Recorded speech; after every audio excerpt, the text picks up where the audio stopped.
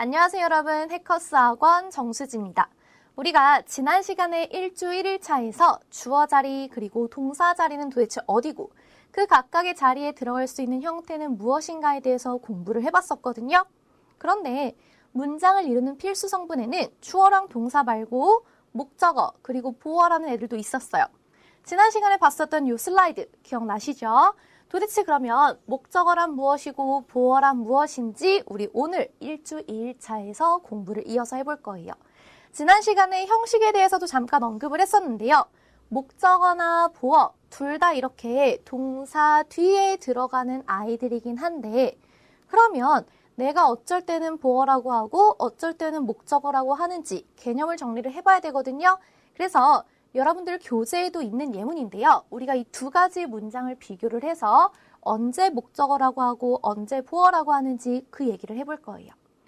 A 문장은 나는 선생님을 좋아하다고, B 문장은 나는 선생님이 되었다. 우리가 둘 다 선생님이라는 단어를 사용해서 문장을 만들어줬잖아요.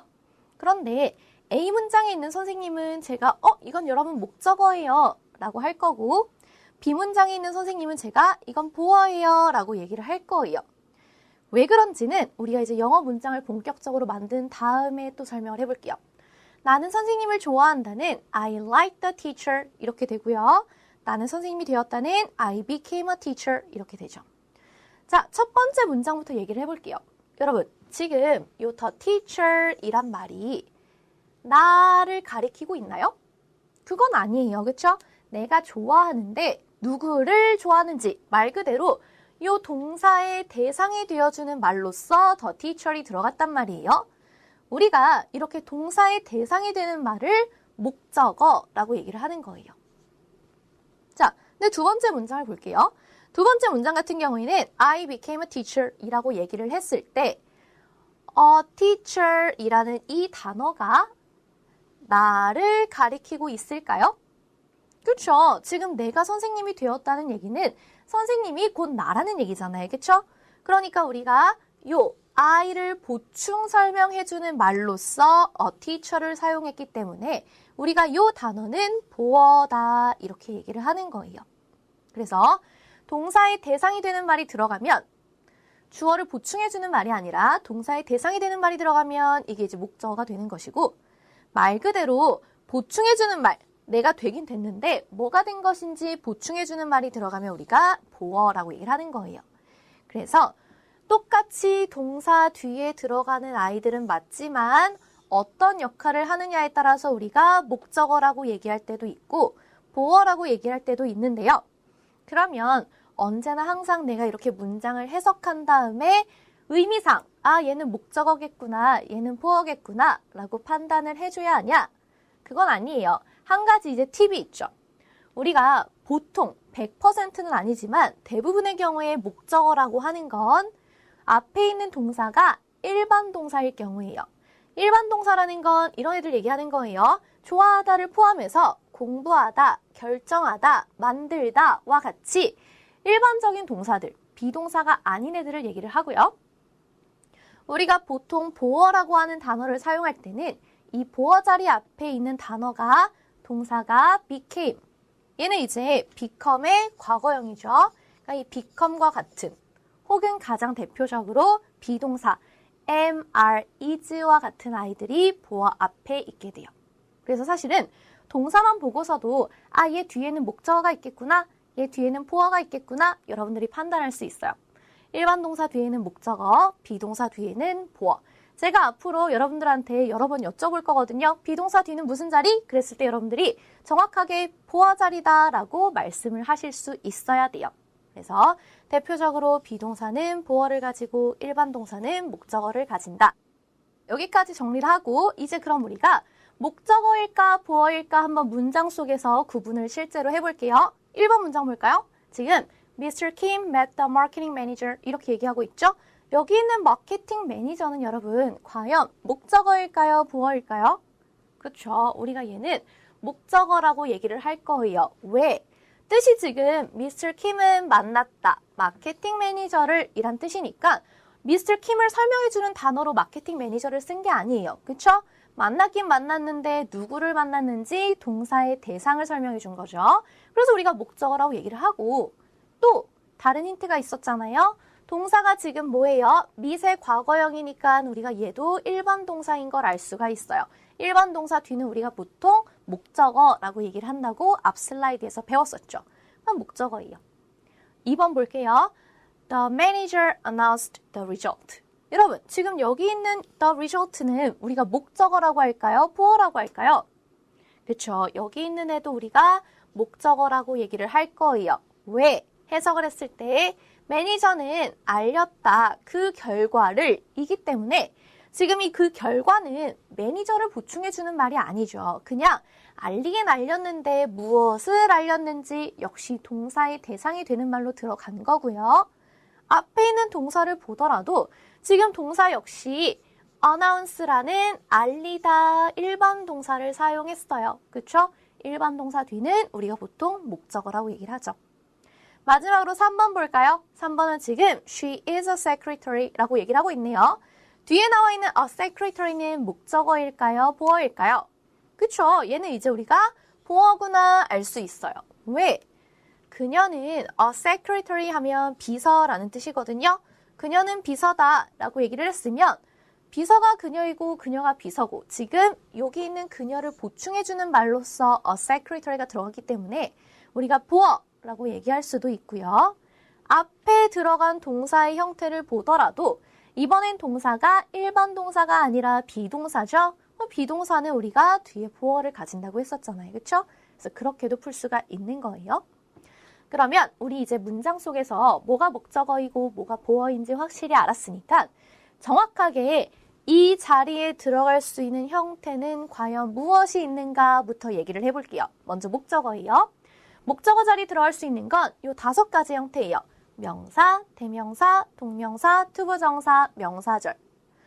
정확하게 명사 혹은 내가 어떠한 형태를 변형시켜서 동사를 변형시키거나 절을 변형시켜서 명사처럼 쓰는 아이들이 목적어 자리에 들어갈 수 있다는 얘기예요.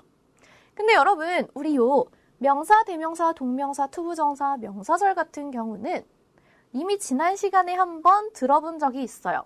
언제 들어봤었냐면 주어 자리에 들어갈 수 있는 형태의 5가지 하면서도 똑같은 형태를 공부를 했었어요.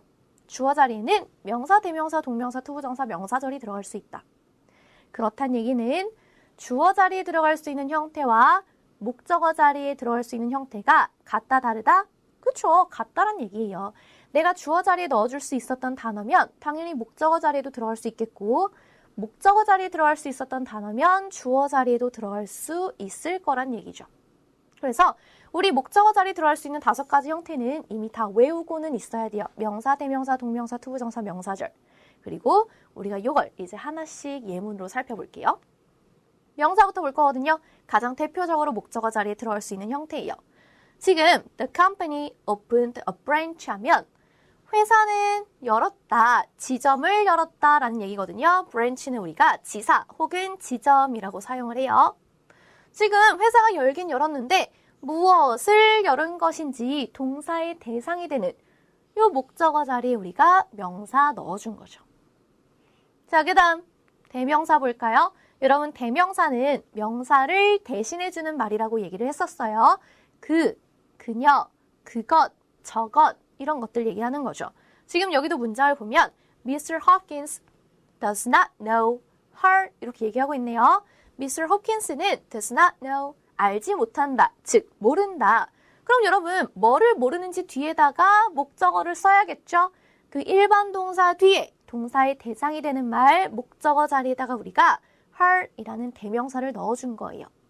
당연히 여기 대명사는 her 이외에도 him, you, us와 같은 대명사들 다 들어갈 수 있다는 거 추가로 기억을 하시고 그 다음 형태 볼까요? 동명사예요.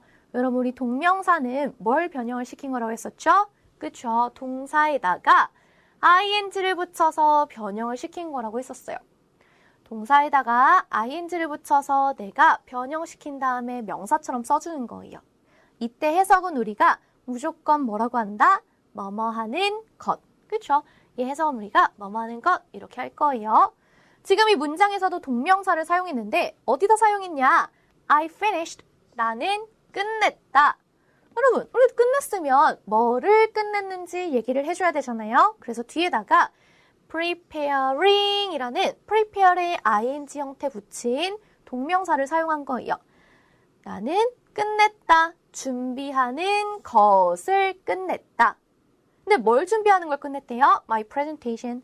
내 프레젠테이션을 준비하는 것을 끝냈다. 그래서 지금 동사의 목적어 자리에 이렇게 동명사 들어가고요. 단순히 준비하는 것을 끝냈다 라고 얘기를 하면 뭘 준비했는데? 이렇게 물어보게 되잖아요. 그렇죠? 그래서 뭐를 준비하는 거를 끝냈는지 추가적으로 동명사의 목적어가 뒤에 붙은 거예요. 우리가 이 동명사 그리고 동명사의 목적어 이런 개념에 대해서는 좀 더 자세하게 3주 4일차에서 공부를 할 거거든요. 지금은 그냥 이 동사에다가 ing 붙인 형태, 내가 명사처럼 쓸 수 있는 이 동명사가 뒤에 목적어를 데리고 나오는 경우가 일반적이구나 라고만 기억을 하셔도 충분해요. 우리 목적어 어차피 을이라고 해석하잖아요. 내 프레젠테이션을 준비하는 것을 끝냈다. 이렇게 해석을 하면 깔끔하겠죠. 자, 그 다음 볼까요? 목적어 자리에 들어올 수 있는 또 다른 형태는 투부정사예요. 투부정사도 동명사와 똑같이 원래는 뭐였어요? 원래는 동사였는데 이 동사 원형에다가 앞에 우리가 to를 붙여준 걸 이제 투부정사라고 얘기를 했었죠. 선생님들에 따라서 이걸 to R이라고 표시도 하고 to V라고 표시도 하는데 똑같이 그냥 투부정사를 의미하는 거였어요. 자, 그러면 이 투부정사를 내가 이번에는 목적어 자리에 쓰는 경우 볼 거거든요. The manager, 그 매니저는 want, 원한대요. 근데 무엇을 원하는지 그 목적어 자리에 to see. 여러분, 우리가 투부정사를 명사처럼 사용할 때도 동명사와 똑같이 해석이 어떻게 됐었냐면 뭐뭐 하는 것이었거든요. 그러니까 보는 것을 원한다. 뭐를 보는 것을? The report. 그 보고서를 보는 것을 원한다. 이런 표현이 되겠죠. 투부정사 역시 이렇게 목적어 자리에 들어간 다음에요. 동명사처럼 투부정사의 목적어가 또 올 수가 있어요. 그래서 제가 아까 전에 해석 역시 을을 이렇게 해석했거든요. 그 보고서를 보는 것을 원한다. 그렇죠? 동사에다가 to를 붙여서 변형시킨 투부정사 역시 목적어 자리에 들어가고 뒤에 또 다른 목적어를 데리고 나올 수 있다. 참고로 기억하시면 돼요. 얘는 그냥 투부정사 안에 속한 거예요. 그래서 이걸 그냥 같이 보셔도 상관이 없어요. 역시 자세한 투부정사와 투부정사의 목적어 개념은 우리가 3주 3일차에서 정리를 할 거거든요. 그때까지는 투부정사가 목적어를 데리고 나올 수 있다. 이렇게 생각을 해주시면 돼요.